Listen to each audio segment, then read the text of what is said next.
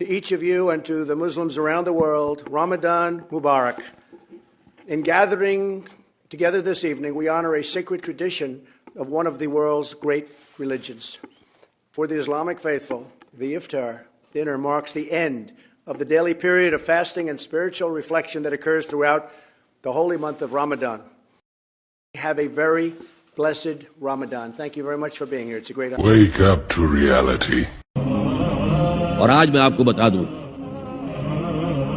America और England खास तौर पर और बकिया ईसाई मुमलकतें भी बिलउमूम इस्लाम के खिलाफ जो जंग जारी कर रहे हैं और तेजी के साथ ये बढ़ेगी, उसका भी मामला ये है कि मजहब की हैसियत से इस्लाम के खिलाफ उनकी कोई जंग नहीं।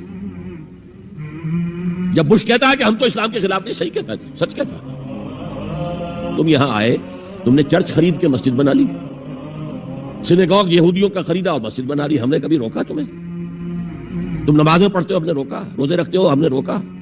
बल्कि रमजान में व्हाइट हाउस में एक इफ्तारी भी दे देते हैं तुम्हें, सेरिमोनियल।